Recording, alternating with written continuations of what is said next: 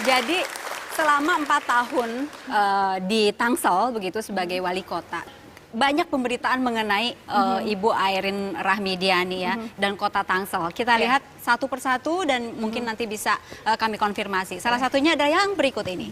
Tangsel rawan ISIS, wali kota Airin minta tambah pengamanan. Gimana itu? Jadi gini, waktu pas awal-awal rame ISIS, bahkan pertama kali deklarasinya di salah satu universitas yang ada di Tangerang Selatan. Sebetulnya bukan di universitas itu, tetapi orang yang memanfaatkan tempat yang ada di universitas tersebut. Dan ini terus dipantau oleh BNPT dan juga oleh yang lainnya. Dan kami memang ada aliran-aliran radikal yang terus dipantau oleh pihak keamanan tentunya. Jadi kalau masyarakat sudah kita kasih tahu terlebih dahulu apa itu ISIS dan bagaimana ISIS, sehingga pada saat nanti ada, mohon maaf tanda kutip, sekelompok orang yang menerangkan tentang ISIS baik dan yang lainnya, masyarakat sudah bisa membandingkan, oh yang benar yang mana sih, yang salah yang mana. Karena kadang-kadang aliran keras ini kan timbul atau bisa masuk ke dalam diri masyarakat bila masyarakat itu kosong, tidak mengetahui kebenarannya, di tanda kutip mohon maaf dicekoki sesuatu hal yang dianggap benar, dan mungkin lagi sesuatu yang mereka pun juga dalam posisi di bawah, sehingga akhirnya aliran tersebut bisa secepatnya masuk ke diri masyarakat. Baik, kita langsung melihat ke artikel yang kedua ya. Ini soal bolak-balik Jakarta Tangsel nih. Ada usai diperiksa 8 jam soal puskesmas, Airin titik 2. Ditanya fungsi dan tugas saya. 8 jam. Itu melelahkan sekali ya. Ya jalanin aja lah. Jalanin aja. Ya apapun yang kita lakukan dan apa yang sedang saya alami ini menjadi sebuah resiko dari jabatan. Jadi pada saat dulu pun juga saya merasakan, manakala saya menjadi wali kota adalah jabatan politis, dan waktu itu pun juga mulai rame persoalan kepala daerah yang diperiksa dan yang lainnya. Dan sekarang saya pun termasuk yang mengalami hal ini. Bagi saya ya jalan, ya ini hidup gitu, dan menjadi sebuah resiko dari jabatan saya sebagai wali kota tentunya. Malam sebelumnya bisa tidur? Karena udah terbiasa, jadi ya bismillah la haula, kita serahin sama yang di atas aja. Persiapan dulu juga, persiapan mental mungkin, minta doa sama ayah, ibu, keluarga, anak-anak. Pasti kalau itu, saya sama anak nggak pernah. Saya paling cuman peluk mereka, cium mereka. Tapi kalau sama ayah ibu, karena sekarang kan tinggal di rumah ya, bapak ibu saya dengan saya, tentunya saya pasti minta izin. Daripada besoknya denger, lihat di koran, panik kan pasti, jadi lebih baik saya bicara. Kalau saya mungkin akan stres mungkin ya, sama sekali nggak mengalami itu, tertekan misalnya. Pasti ada lah, cuman ya mau gimana lagi, ya hadapi saja. Ya pasti mau gimana ya kita hadapi saja. Ini bagian dari hidup dan kita bersyukur kita masih hidup. 8 jam di Jakarta, itu paling panjang atau enggak? Apa ada yang lebih panjang lagi dari itu? Saya kalau baca di berita, bahkan waktu di KPK katanya Airin diperiksa 11 jam. Padahal? Sebetulnya saya banyak diskusi juga, kan kadang dipotong oleh sholat, terus misalnya kita periksa, terus harus memeriksa lagi ulang apa yang menjadi pertanyaan, ada beberapa koreksi yang harus saya sampaikan. Belum makan atau siang saya belum makan siang, bahkan saya banyak diskusi juga, menanyakan perkembangannya dan yang lain-lain, untuk juga sebagai introspeksi saya, bagaimana bekerja lebih baik lagi ke depan. Jangan lagi terjadi seperti ini terulang. Mengganggu pekerjaan apa enggak? Saya berusaha memisahkan, dan kami bagi tugas dengan Pak Wakil dan Pak Sekda. Jadi manakala saya ada panggilan, selalu saya bilang, saya ada panggilan besok, mungkin seharian saya nggak kerja, ada apa-apa saya disposisi ke Wakil atau ke Sekda atau ke dinas yang terkait.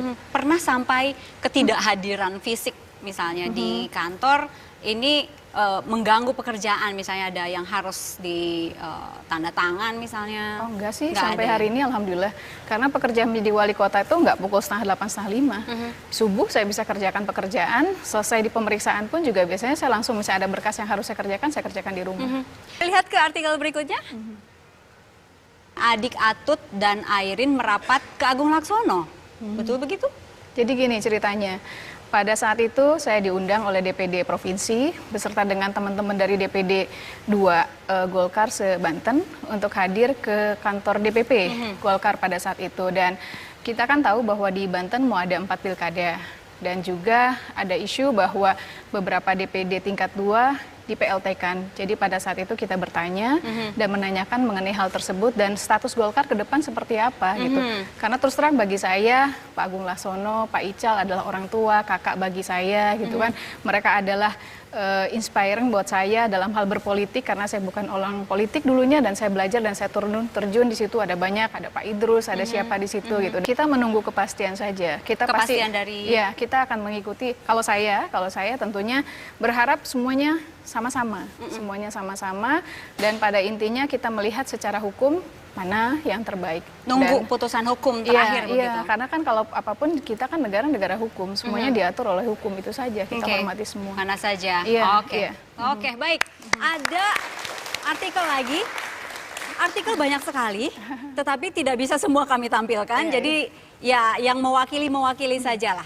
Ini sangat mewarnai pemberitaan pada medio 2013 Oktober sampai dengan 2014 masih terus muncul di media. Mau tidak mau terpaksa kami harus tanyakan soal ini. Airin menangis karena dipaksa Wawan. Ya, inilah yang membuat saya nggak boleh nangis lagi depan media. Iya. Jadi gini, pada saat itu saya mendengar kabar bahwa Bapak kena TPPU.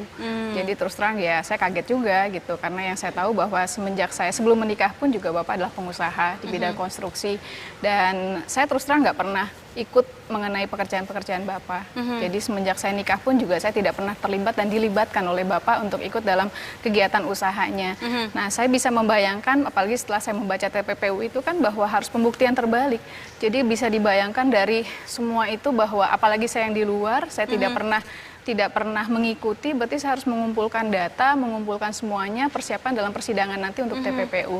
Terus terang buat saya ini suatu hal yang sangat berat, tetapi ya saya yakin kok semua rezeki, semua harta titipan dari Allah, tinggal kita yang penting udah usaha, kalau memang itu sudah rezekinya nggak akan kemana-mana. Ada beberapa mobil yang atas nama ibu juga, dan itu sudah disita juga. Waktu itu kaget nggak kok sampai mobil atas nama saya juga disita? Jadi kalau misalnya mobil atas nama memang sudah hal yang biasa oleh Bapak lakukan itu, karena kadang-kadang kan nggak boleh terlalu banyak nama atas nama Bapak, akhirnya menggunakan atas nama saya di situ. Jadi ya buat saya silahkan saja gitu kalau itu memang untuk kepentingan perusahaan dan yang lainnya, toh sepanjang itu tidak melanggar aturan dan yang lain-lainnya. Dan persoalan ini menjadi TPPU terus terang ya buat kami menjadi sebuah hal yang Mbak Indi bisa bayangkan, kita harus membuktikan terbalik segala sesuatu yang saya tidak pernah mengalami dan mengikuti itu semua. Tetapi saya yakin dan percaya, dan suami serta anak-anak pun juga terus kita kita coba untuk mereka pun juga bisa memahami ini semua, bahwa rezeki semua titipan dari Allah. Tinggal bagaimana kita melihat ini semua, kita nanti usaha upaya dan kita kembalikan, apapun juga semua milik Allah. Oke. Di pengadilan yang pertama diputus 5 tahun, begitu kan? Kemudian yang kedua masih 5 tahun, dan yang ketiga malah diperberat menjadi 7 tahun. Ada komentar soal ini? Saya percaya dengan proses hukum.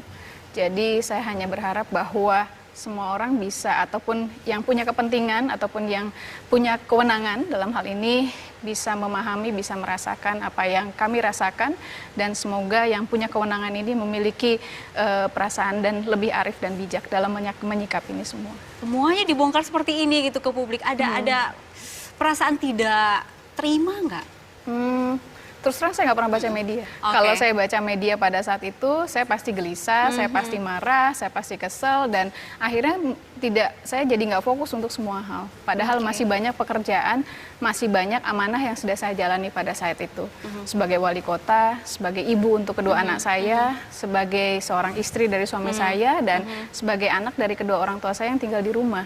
Jadi kalau saya baca, pasti saya nggak akan fokus. Jadi pokoknya gimana caranya itu saya serahin sama yang di atas lah. Pokoknya sekarang saya fokus jadi wali kota yang benar, saya fokus jadi ibu untuk anak-anak saya fokus untuk sebagai seorang istri tentunya, dan fokus sebagai ibu untuk sebagai anak untuk bapak saya.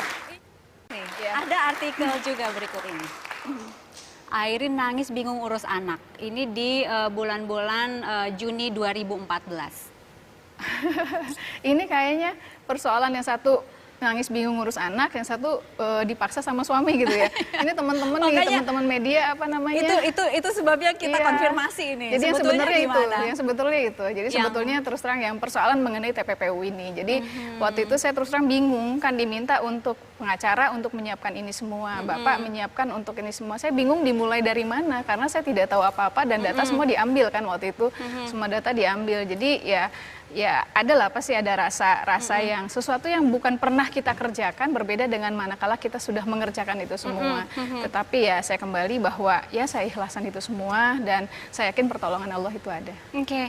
Dan kalau soal anak, pernah nggak nanya gitu, ayah kemana misalnya atau apa gitu, pernah nanya? Anak-anak udah tahu, nggak perlu tahu. saya ceritain juga mereka udah tahu dan alhamdulillah anak-anak sudah paham, mengerti, bahkan sebetulnya yang membuat saya sampai hari ini bisa alhamdulillah kuat dan bisa saya terus sabar, ini adalah anak-anak.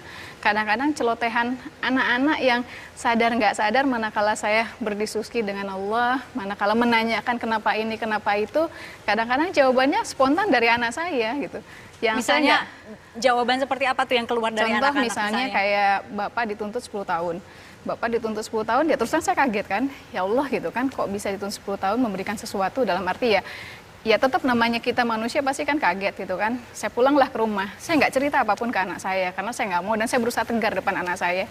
Terus dia nanya sambil main gitar nih anak saya gitu kan, yang laki, usia yang 16 tahun ya sekarang Gifari. Dia lagi main gitar gitu. Bu, kenapa? Udahlah, nggak usah nangis-nangis katanya. Saya kaget, emang kenapa Kang? Ayah ya katanya, dia bilang. Loh, Kakang tahu dari siapa? Dari Engki. Tadi Engki itu bapak saya. Engki, tadi Engki cerita. Oh ya, terus gimana? Udahlah Bu, katanya. Kemarin kita senang, suasananya senang, Allah kasih senang. Sekarang kita susah. Kakang juga kan bilangnya Kakang. Kakang juga udah tahu kok bakalan kayak gini. Insya Allah nanti katanya ke depan Kakang sama adik yang bikin senang ibu sama ayah. Waduh, di situ saya langsung apa ya? Ya saya nggak nyangka gitu. Nggak nyangka dia kalimat yang nanti ke depan Kakang dan adik yang akan bikin senang ayah ibu. Di situ yang buat saya ini mungkin jawabannya. Kalau si adik ada celotehan yang di luar dugaan gitu. Kalau dia, Gevira sampai hari ini masih belum ke hal-hal seperti itu, tapi masih dia seneng kok kalau besuk ke ayahnya gitu kan, seneng besuk. Terus udah gitu kadang kalau anak saya yang besar nggak pernah mau bareng sama saya karena kan media seret gitu kan, waktu apalagi di awal-awal tuh banyak bener media yang ke saya. Wajah ibu lebih terkenal dari dia nggak pernah mau bareng. Tapi kalau yang cewek malah ibu temenin sama Gevira, ditemenin, dia cuek aja. Walaupun ada media banyak pada saat itu, dia malah pegang tangan saya dan jalan dengan saya. Kan suatu pegangan tangan itu kan lain. Iya. Luar biasa. Oke. Panas. Ini kami punya sesuatu untuk mencairkan suasana malam ini mungkin ya. Iya. Nah, makasih. Iya. Oke, silakan Bu, dibuka Bu. Jreng. Kenapa? Ini ada cilok ya. Iya. Ada apa sih dengan cilok sebetulnya? Hobi. Jadi waktu anak pertama pun juga saya makannya cilok terus. Makanya anak saya dulu waktu kecil pipinya berdempam kayak cilok. Iya. Oke, tunggu. Ini saya harus konfirmasi nih. Yang tahu ini kami dari ajudan. Iya. Nggak apa-apa kan ngebocorin yang kayak gini? Nggak apa-apa. Mas Supri mana? Saya. Oke, Mas Supri cerita dong. Kapan ini Ibu minta cilok ini gimana nih Mas Supri? Ibu sih spontan aja ya Mbak. Kalau misalnya di jalan ngeliat cilok tiba-tiba pengen ya berhenti. Panik itu nggak? Jar berhenti kan makanya jar berhenti cilok. Ya udah saya turun spontan beliin. Saya ngamatin aja Mbak ya. Kalau tiba-tiba suatu saat ibu cilok lewat nah kayak gitu berarti saya udah tahu. Cilok. Oke, ini Ibu langsung makan di mobil atau gimana? Iya kalau ibu apa adanya aja Mbak ya. Kalau misalnya di plastik ya di plastik makan di mobil gitu. Jadi nggak repot gitu. Rewog aja. Pokoknya mah rewok aja. Jadi emang dari kapan ini kenal sama cilok? Dari kecil. Jadi Bandung. dari sekolah, zaman SD kan saya di kampung ya, di Banjar juga ada cilok. Banjar, oke. Terus waktu di Bandung juga banyak cilok. Terus ternyata waktu saya tugas di Tangsel juga ada juga cilok. Ya sudah saya terusin lagi gitu kan. Seperti ngikutin gitu. Iya. Ini kita lihat gambar. Gambar ini mengingatkan Ibu terhadap apa? Ya, nah ini nih. Nah, Iya, Pak Raden ya. iya. Ada apa dengan Pak Raden? Bapak saya dulu disebut Pak Raden sama teman-temannya kakak saya atau teman saya. Iya. Karena memang kumisnya atau tongkatnya atau Kumisnya kayak gitu banget. Enggak, tebel, hitam, tebel gitu. Dan memang ayah saya kan sangat disiplin. Jadi sangat betul-betul disiplin terhadap ilmu dan kami untuk belajar betul. Oke. Jadi misalnya kalau ada teman-teman main, misalnya udah tahu itu besok sekolah atau yang lain ya, ini kelas berapa? Belajar apa? Pelajarannya apa? Wah, terus langsung ditanya semuanya. Waduh, nih Pak Raden nih, kata gitu jawabnya. Ada nggak sampai ada teman-teman yang dimarahi gitu oleh Bapak misalnya? Bapak sih nggak marahin ya, cuma nasehatin aja. Selalu nasehatin. Dan Oke. saya rasa nasihatnya positif. Oke, Ya, oke. nasihatnya sangat-sangat positif. Oke, Pak Radennya ada di sini?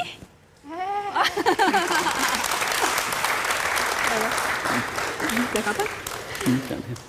Ibu, Iya, Mbak. halo, saya Sudah jam Indi, berapa? alhamdulillahirrahmanirrahim. Siap, siap, mangga. Abang mau di tengah? Ibu, Oh, iya. enggak, oke.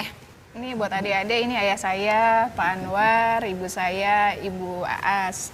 Beliau lah yang selama ini menjaga saya dan sampai hari ini ngerepotin. Saya ngerepotin gitu, karena saya terus sekarang tinggal dengan ayah ibu saya. Tapi beruntung, saya punya ayah ibu.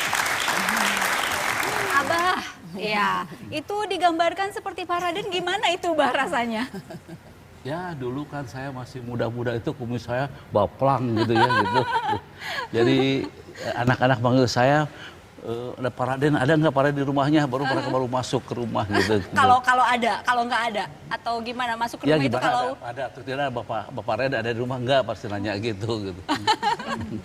itu karena kumis gitu ya? Ya, Iya. betul. Emang Bapak suka nanya apa aja sih sama Ya teman-temannya, anak-anaknya? sekolah di mana, kuliah di mana, tinggal di mana gitu itu. Pernah nggak ini Bapak ngerasa terlalu galak misalnya untuk teman-temannya anak-anak Bapak? Menurut saya enggak, saya pendidik ya harus ke tempat salah harus tertib. Sholat, waktu sholat kumpul-kumpul, sholat dulu. Gitu. Emang kalau untuk anak-anak Bapak overprotective. Ya. Ibu Sama cucunya juga sampai Sama hari ini. Ya, sampai Iya. sekarang ya pulang jam berapa gitu. Sama saya juga. Kalau Sampai maghrib di mana sebesar ini? ditelepon. Masih. serius? Masih. Wali kota loh Pak. Tapi walaupun wali kota, tapi anak. Ibu, kalau ibu gitu juga nggak? Saya Senada sama juga. aja sih, cuman ya karena saya terlalu khawatir mungkin ya. Jadi apa yang saya nggak ini anak-anak harus dapat gitu. Ada apa ya harapan mungkin dari ibu untuk putri ibu ini? Harapan apa? Kami sebagai orang tua, terutama sebagai ibu ya hanya bisa mendoakan ya bagus di rumah tangga. Bahagia dunia akhirat itu yang Iya, paling penting. itu kalau sekarang menjabat diri sebagai wali kota ya harus amanah gitu ya. Baik, ini harapan orang tua. Terima kasih Abah, Ibu hatur nuhun. Kita harus jeda dulu, masih ada beberapa segmen ke depan. Saat lagi kami kembali. Dari provinsi mana mungkin? Dari Sulawesi kalau nggak salah ya. Dari Sulawesi. Iya, kalau nggak salah saya lupa lagi saya. Aha, Iya, iya. aha. Tapi Kok banyak jadi ngeblank. Biasanya inget kok kenapa biasanya jadi lupa. Tadi sudah mengenai karir ya dan juga ada orang tua begitu. Sekarang saya ingin ke masa lalu. Nah, Iya. ini fotonya nih. Ini tingkat kota. Iya, semester 2 kalau nggak salah. Kuliah Oke. semester tingkat 1 kalau nggak salah. Sebetulnya kan saya ikut Mojang ini karena lebih kepada saya pengen dapat pengalaman, terus saya pengen aktif dalam organisasi dan pengen coba itu aja. Karena kan saya belum pernah ikut coba apapun. Ada temen yang ngajakin, ikut yuk acara Mojang katanya. Boleh, tapi apa aja di tesnya di lombanya? Ini. Oh, boleh nih, menarik, nggak cuma hanya dilihat dari fisik kan. Ayo insya Allah bisa, beranilah waktu itu gitu kan dan ikut. Ya alhamdulillah juara 1. Langsung Iya, nonjok juara alhamdulillah. 1 gitu ya. Alhamdulillah. Kemudian dari situ Kota Bandung. dikirim lagi ke provinsi. Ya, mewakili Kota Bandung waktu itu. Dapat lagi. Alhamdulillah. Nah, kalau untuk Putri Indonesia sebetulnya lebih kepada hal waktu itu kan ada salah satu kosmetik yang melakukan pembukaan dan waktu itu saya diajak. Mau ikut nggak ini? Nah, saya nggak penasaran. Saya belum pernah ikut lomba tingkat nasional. Saya kan paskibraka juga cuma tingkat provinsi Jawa Barat waktu itu. Nah, penasaran saya pengen tahu gimana sih kalau lomba tingkat nasional terus ketemu sama teman-teman dari Sabang sampai Merauke. Jadi saya mau waktu itu ikut. Ada istilah masa karantina juga ya? Iya, ada. Itu karantina itu kan ada kayak sekamar berapa orang Iya, gitu ya? iya. Aha. Pernah deketnya dengan teman dari provinsi mana? Satu kamar saya dengan Mbak saya lupa ya dengan Mbak Dari provinsi mana mungkin? dari Sulawesi kalau nggak salah ya. Dari Sulawesi. Iya, kalau nggak salah saya lupa lagi saya. Aha, Iya, iya. aha. Aha. Tapi Kok banyak jadi ngeblank. Biasanya inget kok kenapa jadi biasanya lupa. ingat. Tapi Iya. kalau lihat yang ini pasti nggak lupa.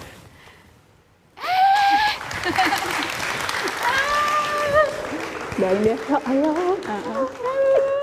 Kayak udah lama banget gak ketemu. Iya, udah lama nih gak ketemu sama Alia. Berapa tahun? Iya. Ketemu di mall aja ya? Ketemu di mall, ketemu di mall. Alia Rohali. Oh, udah ketemu? Oh, udah ketemu? Iya, sama Abah Mama juga kenal.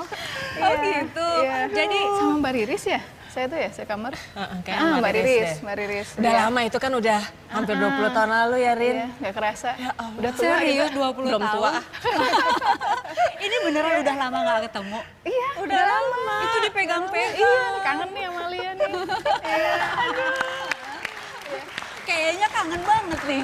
Iya, jadi itu kan pasti. kita dulu waktu Putri Indonesia itu tahun 96. Tahun 96 ya, Rin ya. 96. Terus kita ya lumayan yang termasuk ngegeng lah gitu. iya. Terus kebetulan alhamdulillah waktu itu kita juga masuk 15 besar, 10 besar ya, Rin ya. Ya setelah itu tuh masih berlanjut gitu loh pertemanan gitu. Jadi kita saling berkunjung gitu. Kalau aku ke Bandung, Airin kita pasti ketemuan ya, demikian juga sebaliknya Kalau gitu. saya Tapi ke kan Jakarta main sama Alia biasanya. tapi udah makin kesini ya udah sibuk Masing-masing. dengan urusan masing-masing gitu. Jadi kadang-kadang cuma lihat di TV aja gitu. Mau jadi wali kota gitu. Si Airin hebat ya. Gak nyangka atau emang udah kelihatan kepemimpinannya waktu Kalau itu. Airin tuh memang perawakannya atau penampakannya tuh memang lembut gitu ya. Jadi ya gini aja dari zaman dulu tuh begini gitu. Mau ada sesuatu yang mengejutkan atau nggak mengejutkan tuh ya Ekspresinya gitu aja. ekspresinya ya sama gitu. Tapi saya ngelihat memang Airin ini orangnya apa ya? Ya dia tuh kuat banget lah sebagai seorang perempuan gitu. Punya keinginan yang kuat, terus pengen banyak meraih prestasi. Waktu itu juga kelihatan tuh di masa-masa itu. Dia tuh dari remajanya tuh udah terlihat lah ada powernya gitu lah, ada eagernessnya untuk bisa meraih sesuatu yang dia pengenkan gitu, inginkan gitu. Karena kan kalau ngeliat itu lagi kembali lagi kalau ngeliat mukanya kan kayaknya aduh halus, lembut gitu, kayaknya nggak mungkin banget gitu. Tapi drive dari dalamnya tuh besar banget gitu. Jadi aku begitu dia menang, oh ya emang pantes gitu. Jadi pokoknya sih kalau kalian berdua waktu itu rival nih rival gua berat nih gitu. Enggak lah, kita ya walaupun Jadi- kita termasuk yang enggak ya. Saya nggak denger ya.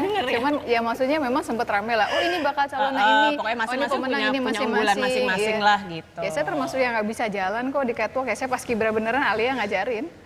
Iya kalau Alia kan none ya. Jadi Kamu juga waktu- mojang atuh. Iya tapi kan saya mau pas kibra, bener-bener pas kibra sampai teman-teman pada kamu jalannya jangan kayak gitu, gini dong, gini gitu. Ya alhamdulillah lah kompak. Jadi menurut saya bahwa persaingan memang ada tentunya Ada. dalam rangka untuk meraih prestasi. Tetapi yang nggak kalah pentingnya selesai lomba ya kita jadi sobatan, temenan, bahkan punya temen. Dan sekarang walaupun pernah bareng gitu ya, karantina lain-lain gitu Putri Indonesia, tapi jalurnya terus lain gitu ya. Kalau Alia lebih ke showbiz, Airin lebih ke politik gitu. Iya, tapi sebenarnya mungkin ada persamaan latar belakang yang lain juga. Kebetulan kita sama-sama anak hukum gitu. Terus juga kebetulan sama-sama notaris juga ya, Rin, ya? Gitu. Oke. Jadi dulu kebetulan Airin lebih dahulu jadi notaris. Jadi Jadi Alia ngambilnya S2-nya bukan ke situ ya. MH dulu, baru notariat gitu. Jadi Oke. sebenarnya kita punya latar belakang yang sama juga gitu. Ada harapan apa nih dari Alia Rohali sebagai sahabat gitu untuk Airin? Ya pokoknya sih aku sih harapannya juga sebagai sahabat ya insya Allah pasti banyak yang mendoakan juga gitu. Situasi yang punten ya bawa-bawa situasi abis ya emang gitu.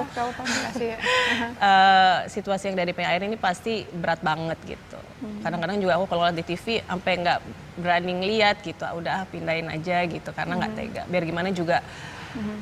Ya waktu remaja mah kita deket sahabatan ya gitu. Maksudnya sahabat waktu remaja gitu. Jadi somehow saya juga bisa ngerasa lah sebagai seorang wanita gimana gitu sekarang beratnya. Apalagi dengan kewajiban yang harus dia emban gitu, amanah dari semua warga gitu. Cuma itu tadi kembali lagi, saya yakin sih Airin tuh pasti dia kuat banget orangnya. Karena diam-diam, diam-diam dia mah kepala batu. Oke, sekarang terakhir mungkin ya arti sahabat Alia Rohali untuk Ibu Airin. Ya tentunya buat saya Alia sahabat yang menjadi inspirasi buat saya. Manakala Alia jadi Putri Indonesia waktu ya sama juga kan gitu. Tapi dia kuat menjalani itu semua karena Alia punya keyakinan. Dan ini juga menjadi inspirasi buat kita, buat saya terutama manakala kita merasa bahwa itu sesuatu yang baik dan mudah-mudahan itu yang baik menurut Allah ya kita jalankan. Ya alhamdulillah lah. Saya lihat Alia juga luar biasa, perempuan yang sangat luar biasa. Ini wanita-wanita hebat di depan saya. Alia, terima kasih sudah hadir. Kami harus jeda lagi. Ya. Saat lagi kami kembali. Ya. Ya. Oke, sekarang kita langsung nebak gambar aja ya. Ya. Ada gambar yang harus ditebak berikut ini. Nah, ini mulutnya siapa? Mama ya, ibu. Tetot. Oke. Benar nggak? Berikutnya kita perlihatkan lagi yang lain. Nah, 3, 2, 1. Kang Emil ya? Tetot. Betul. Kenapa hafal? Apal. Hafalnya? Kan kakak senior di Paskibra dan sesama tetangga. Tetangga Kan di? rumahnya deket. Kang Emil kan rumahnya di akuntansi. Kalau nggak salah ya, Ma ya. Saya di antropologi. Oh, sama di daerah Cigadung. Bandung. Oh, jadi hafal karena memang udah kenal lama. Sudah dari zaman SMA. Paskibra Kota Bandung. Iya, PKB, Paskibra Kota Bandung. Oke. Ya, senior. Kalau nggak salah saya angkatan 92, Kang Emil 90 ya, 90. Iya. Nah, sekarang ini kan Kak Emil itu wali kota Bandung, ya. Ibu Airin wali kota Tangsel, ya, Iya. sama-sama wali kota gitu. Iya. Sering keep in touch, sering ngobrol, Oh sering iya, diskusi. Iya. Sebelum Kang Emil jadi wali kota kan beliau salah satu yang menjadi sering saya tanya untuk pembangunan salah satu gedung DPRD Kota Tangerang Selatan kan yang desain Kang Emil. Batas wilayah itu adalah Kang Emil. Jadi pas Kang Emil bilang mau maju, saya bilang support, saya support. Jangan nanggung, jangan wakil, wali kota sekalian biar punya kebijakan. Saya bilang kalau wali kota kita punya kewenangan lebih untuk membuat kebijakan-kebijakan. Kalau wakil pasti kan sifatnya supporting. Jadi kalau memang mau maju, mendingan wali kota sekalian. Saya bilang. Oke, oke. Ini ada foto lagi berikut ini nih. Ada apa cerita dengan high heel? Oh, jadi gini, saya kan hobi pakai sepatu tinggi gitu. Terus udah gitu, kemarin saya cobain lagi pakai sepatu high heel, tapi capek. Jadi udah nggak jadi lagi deh, sepatu flat lagi aja. Flat lagi. Langsung bisa tuh pakai high heel. Oh, belajar. Waktu zaman dulu Mojang, zaman dulu Putri Indonesia sama. Saya kan nggak pernah pakai sepatu high heel. Ini bukan diajarin pakai high heel sama... Bener nggak? Iya. Bener nggak? Sih, kapan datang? Gendut. Ih, gendutnya langsung spontan. Boleh diperkenalkan, Sok. Iya, jadi gini, teman ini adik-adik, ini sahabatnya ibu, namanya apa? Bilangnya tante atau Mbak Lucy? Mbak Lucy deh, kalau lihat Mbak Lucy. Kalau lihat anak-anak itu seumuran anak apa ya? Udah inilah. Jadi Mbak Lucy ini teman Paskibra. Jadi gini, saya kelebihannya dia ngambil kedokteran. Dia nggak puas, tahun depannya ambil ITB dan keterima. Pinter, merinding. Bener. Wow. Dan ini yang duluan. Jadi kan di Bandung tuh ada Putri Parahyangan, ada Putri Indonesia ya, Ci ya. Pokoknya semacam itu. Nah, Lucy duluan. Jadi kalau Lucy itu lebih apa namanya? Dia punya fokus ya, Ci ya. Pokoknya saya aktif Paskibra, saya aktif di Putri Parahyangan, saya aktif di kegiatan lain. Kalau saya cuma satu itu aja ya Paskibra ya waktu itu. Kalau Lucy enggak. Jadi pas saya mau ikutan itu ya Lucy yang ngajarin ya. Oke, nah itu soal high heel. Iya, iya. Emang bener-bener nggak bisa pakai. Airin itu ada suatu hari tiba-tiba dia telepon saya. Lus, mau ke rumah ya? Iya. Beneran sekarang mau ke rumah? Harus sekarang? Iya, sekarang tungguin. Terus Airin datang karena rumah kami sama-sama bukit nih. Jadi Bandung kan berbukit-bukit. Airin ada di bukit yang satu, saya ada di bukit yang lain. Airin datang nyetir sendiri. Saya kan curiga ini kenapa sih gitu sebenarnya kok niat Penting banget gitu penting ya. banget kayaknya. Lus, mau ikutan Putri Indonesia, ajarin dong pakai sepatu tinggi. Aduh, saya beneran ikutan, oh bagus. Ya udah, gubek-gubek sepatu. Untung kaki nggak terlalu jauh hampir gitu sama. bedanya. 39, Mbak Lucy? 39 juga. Sama, oke. Iya. Akhirnya itu seharian kita latihan jalan di situ. Iya. Lumayan nih ada mamanya hasilnya. waktu itu ya? Ada mama. Ada mamanya Lucy juga. Ya, bingung ini ngapain ini anak-anak. Tapi Airin itu kan dulu kurus banget, jadi nggak inilah. Kalau Jadi jatuh sekarang juga gendut nggak sih. apa-apa. Iya sekarang gendut. Jadi kita kalau ketemu pasti problemnya pertama-tama lagi gitu. Ih mana gendut, pasti gitu dulu. Problem ibu-ibu. Iya benar-benar. Kenapa pilih Lucy untuk belajar pakai sepatu? Karena Lucy kan udah pengalaman. Jadi Lucy itu SMA ya, ikutan Putri Parahyangan. Jadi Lucy udah duluan. Kalau saya mau ujuk-ujuk, dia juga nggak nyangka saya ikutan Putri-Putrian ya. Iya, jadi kalau saya mau cerita Airin ini, Iya. kami sebetulnya sobatan itu bertiga. Ada Di saya, Paskibra. ada satu lagi namanya Lea, dan Airin.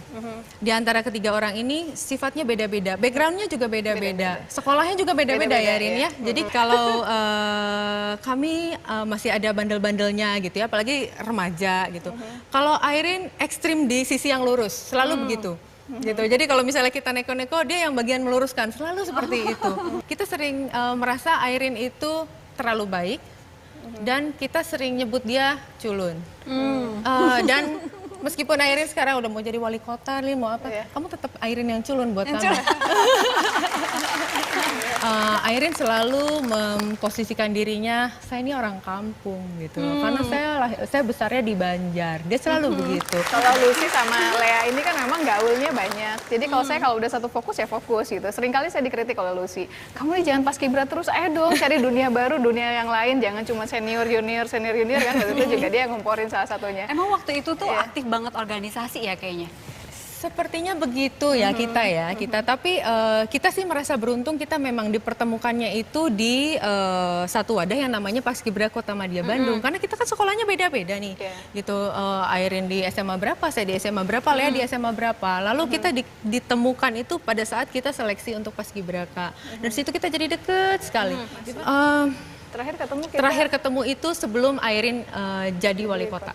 Dan salah satu saya minta pendapat ya sama Lea dan Lucy. Kita ketemu dan di situ kita ngelihat bagaimana seorang Airin yang saya bilang tadi culun itu bisa transform gitu loh. Transform sekarang jadi Airin yang menurut saya Airin yang hebat, Airin yang kuat, Airin yang sekarang berani tampil. Itu susah saya bayangkan dulu. Dulu kan kami itu bertiga. Jadi yang ekstrim memang sangat ekstrovert itu Lea, teman saya yang satu gitu. Teman saya Lea.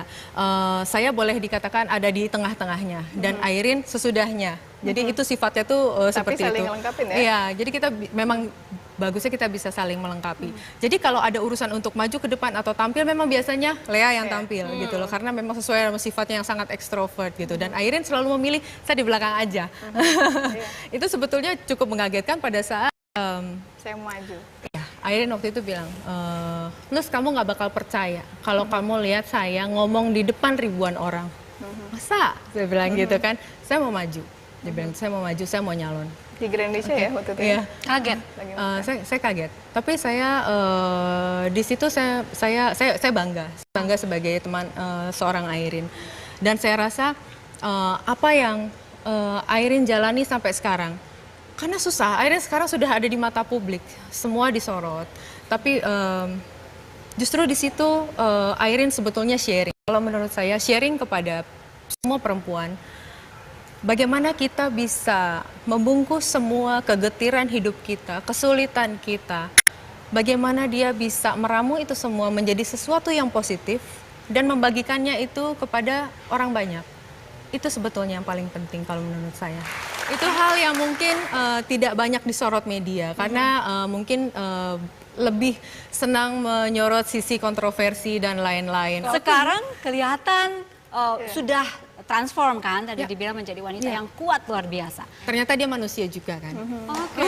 Ya itu yang tadi Teh Indi sampaikan di awal itu jadi pelajaran buat saya. Sekarang ini saya yang Lucy bilang sudah bukan lagi milik sendiri, milik semuanya, dan orang akan bisa menginterpretasikan yang berbeda kan. Satu yang bilang katanya suami saya maksa, yang satu lagi saya nggak bisa ngurus anak, padahal kan nggak kayak gitu. Jadi dari situ akhirnya susah senang saya, cukup saya yang tahu, cukup Allah yang tahu, sahabat terdekat saya, ayah ibu saya yang tahu, tetapi mungkin yang lain nggak perlu tahu. Kebetulan kelas kita kan kelas 3E. Nah jadi waktu itu kita mau tampilin tentang kabaret show itu, yang ngajarin waktu itu Kang Daan, P Project.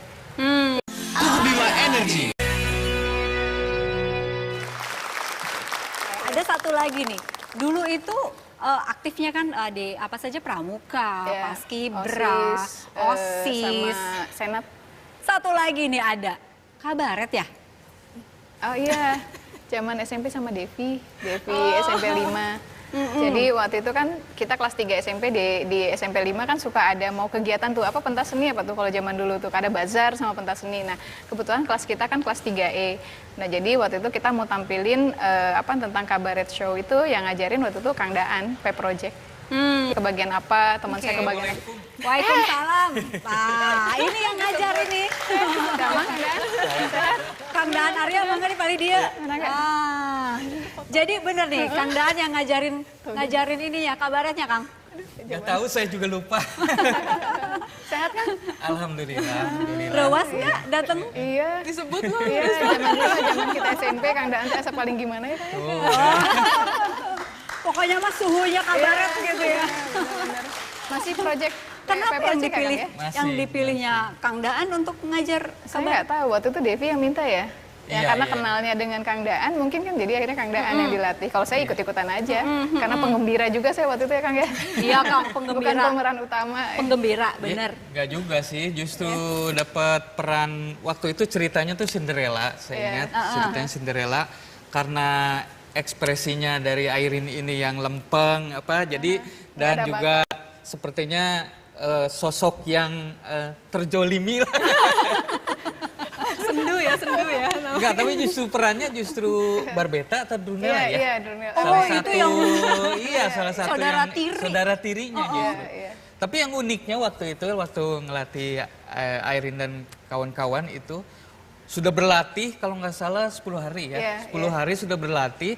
Pas hari H, pemeran utamanya pas mau tampil itu malah pulang ke rumah. Iya. Mau ngambil apa Yang dulu jadi gitu. Cinderella. Yang jadi Cinderella, yang jadi ibu tiri, pokoknya pemeran utamanya semua lah. Gitu. Iya. Oh, Tapi udah dipanggil. Gimana harus tampil harus pada waktu itu. Iya, Lalu akhirnya, Kang. akhirnya saya ikut main. jadi apa? Jadi ibu tiri kalau nggak salah. Iya, anak SMP lah Kang ya, punten waktu itu ya. Iya, jadi justru sukses, cara penampilan sukses tapi nggak bisa jadi juara karena pelatihnya ikut main. Pelatihnya ikut main. Kalau waktu itu nih, berbakat nggak untuk main peran? Kalau dulu kenal Airin tuh ya itu masih yang kata Lucy tadi ya. Itu ngomongnya. Itu ya. Jadi masih pendiam ya. Kemudian kalau dari postur tinggi lah, lebih tinggi dari teman-teman yang lain gitu. Kemudian juga kalau menurut penilaian saya anggun ya. Tapi bukan anggun C. Sasmi, tapi anggun C. Airin ya. Jadi lebih banyak pendiam, jadi begitu sekarang jadi waktu jadi Putri Indonesia, jadi wali kota, saya juga salut, wah, nggak nyangka nih ya. Nggak nyangka, ini pendiam ini yang wajahnya terzolimi. Ya kagum, salut lah. Dalam arti dalam proses hidup seseorang tuh ada yang misalnya dari kecil, kemudian tumbuh remaja, kemudian jadi dewasa tuh ada peningkatan, ada namanya revolusi mental ya. Revolusi kemampuan dan juga pengetahuan. Nah, saya rasa Airin ini yang salah satu yang sukses menjalani itu. Oh, oke. Waktu itu kan Kang Daan itu terkenal sebagai salah satu tokoh P Project yang bodor gitu ya Kang ya. Waktu itu ngajarnya juga Sama, jadi buat kita tuh buat teman-teman seneng, seru. Pokoknya jadi pas mau latihan, wah seneng, paling cepat kita langsung ke rumah teman kita. Karena kan ada di salah satu teman kita ya, di Devi. Jadi semua pasti dari SMP 5 tuh sama berbondong-bondong naik mobil atau naik angkot, kita jalan langsung ikut latihan. Jadi 10 hari ini nggak kerasa ya Kang ya. Mungkin dari sejak kabaret itu baru sekarang ketemu lagi ya? Iya. Rin? Paling kalau ada, sebetulnya saya udah sering lihat Kang Daan, cuman ada event tertentu saya nggak sapa aja Kang berapa Daan. tahun berarti ini? Hampir lama. Kalau sama Kang Denny sih sering ketemu, karena Sering kan Kang ketemu Denny ya. warga Tangsel. Iya. Iya. Oke, hatur nuhun sudah hadir Teh Indi. di 1 jam lebih dekat. Mbak Lucy makasih, Kang Daan hatur nuhun, Abah hatur nuhun, Ibu hatur nuhun. Tadi Alia Rohali juga makasih. Sampai di sini dan pekan depan kami akan jumpa lagi dengan tokoh-tokoh yang lain. Sampai jumpa.